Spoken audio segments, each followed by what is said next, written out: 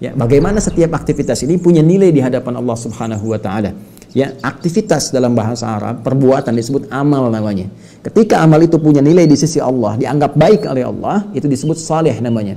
Karena itu Allah katakan illal ladzina amanu wa amilus salihat. Ya, orang-orang ini yang beraktivitas ini berpotensi mungkin rugi. Dia tidak bisa berniaga dengan baik dengan modal yang diberikan. Dikasih 24 jam, ya, yang digunakan baiknya cuma 4 jam, cuma 8 jam, ya kan? Mohon maaf cuma 10 jam, berarti 14 jamnya sia-sia, nggak ada nilainya gitu kan. Nah, ada orang-orang yang menjadikan aktivitas ini punya nilai. Siapa mereka? Illal ladzina amanu, yaitu orang-orang yang mengisi 24 jam diberikan ini dengan imannya kepada Allah Subhanahu wa taala. Dengan beriman kepada Allah. Jadi punya iman itu sudah modal yang paling utama. Tapi bagaimana menunjukkan kepada Allah bahwa kita punya iman? Mengeceknya seperti apa? Bagaimana kita bisa melihat bahwa kita bukan dari kalangan manusia yang rugi? Seperti apa melihat kekuatan iman kita, kebenaran iman kita? Maka seperti sering kita bahas, kita ulas dalam setiap kesempatan aqsa khususnya, iman itu bisa dicek, dilihat dengan amal soleh, dengan pembuktian. Karena itu ada kalimat langsung yang menyertainya, illal ladzina amanu wa amilus shalihat. Maka kita biasakan mengisi aktivitas dari bangun tidur sampai tidur lagi dengan amal soleh.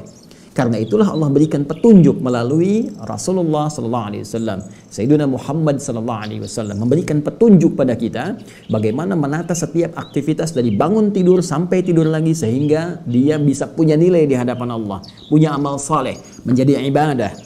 Maka disertakanlah bimbingan dalam setiap aktivitas kita. Silahkan Anda cek, semua aktivitas kita itu punya bimbingannya dalam bentuk doa. Doa itu sekali lagi, sering saya tegaskan, bukan hanya kalimat yang menjadikan secara formalitas aktivitas menjadi ibadah, tapi sekaligus memiliki petunjuk-petunjuk di dalamnya yang mengandung makna, penunjukan dan bimbingan bagaimana menjalani aktivitas yang akan kita kerjakan. Karena itu setiap doa yang kita bacakan dalam aktivitas-aktivitas tertentu itu bisa berbeda satu dengan yang lainnya. Karena petunjuknya pun tidak sama, pekerjaannya berbeda, petunjuknya pun tidak sama. Bangun tidur kita ada doanya. Antara bangun tidur dengan akan tidur, doanya berbeda. Karena bangun tidur memberikan petunjuk kepada kita bagaimana caranya bangun.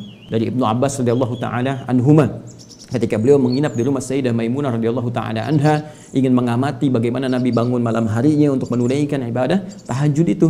Kata beliau, kana Nabi sallallahu alaihi wasallam bima makna, adalah kebiasaan Nabi sallallahu alaihi wasallam idza staiqadha min naumihi, jika beliau bangkit, bangun dari tidurnya, fajalasa, maka beliau duduk terlebih dahulu, tidak langsung kemudian bangkit atau beraktivitas, duduk dulu, menenangkan dirinya. Kemudian famasaha biyadihi min athari naumi, maka beliau menghapus bekas ngantuknya dengan bagian tangan yang bersih, diduga bersih.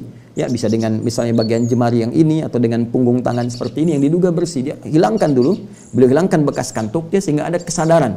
Ya, baru setelah ada kesadaran itu beliau bacakan kemudian faqara khawatim surah Ali Imran, membacakan ayat-ayat terakhir, ayat 190 sampai ayat 200 surah Ali Imran, kemudian membaca doa bangun tidur itu. Nah, ini petunjuk lagi. Mereka menyampaikan ketika Nabi bangun dari tidur, maka Nabi membaca alhamdulillahilladzi ahyana ba'dama amatana wa ilaihin nusyur. Nah, ini petunjuk.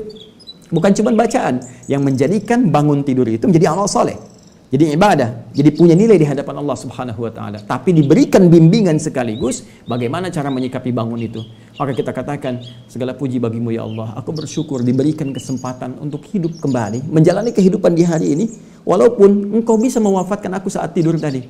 Ya, tapi engkau berikan kesempatan kepada aku, alhamdulillah ya Allah, wa ilaihin nusyur, dan aku berjanji ya Allah di hari ini akan mencari bekal yang lebih baik dibandingkan hari sebelumnya sebagai persiapan untuk kembali kepadamu. Karena nusyur itu nasyara, diantara maknanya menyebar untuk kembali lagi. Nah, kita bangun tidur, kita berjanji kepada Allah hari ini akan menyebar, beraktivitas. Karena mungkin Anda tidak di satu tempat beraktivitasnya. Boleh jadi di rumah, keluar rumah, tempat berbeda, ke kantor, tempat olahraga, dari macam-macam, setiap tempat. Tapi kita bertekad kepada Allah, setiap tempat yang akan kita pijak di hari itu, kita niatkan ibadah kepada Allah Subhanahu wa taala. Bangunnya ibadah, tahajudnya ibadah, subuhnya ibadah, sepedaannya habis itu ibadah, persiapan mandinya ibadah, ke kantornya ibadah. Itu niat kita. Sehingga di setiap titik saat kita beraktivitas, sedang kita beribadah sekalipun diwafatkan oleh Allah Subhanahu wa taala. Sepedaan kita niatkan beribadah supaya sehat, dengan sehat kita ibadahnya kuat, salatnya kuat, bisa puasa kuat dan sebagainya, baca Quran kuat. Kemudian wafat misalnya, saat menyimpan sepeda, kita duduk, kita meninggal, dan meninggal dalam keadaan ibadah karena kita niatkan tadi. Itu janji kita. Maka saya bertanya dari satu ini saja teman-teman, berapa banyak pekerjaan kita yang punya nilai ibadah? Ya, dalam Islam tuh luar biasa, komplit gitu. Jadi kita tata dari awal sampai akhirnya. Silahkan cek.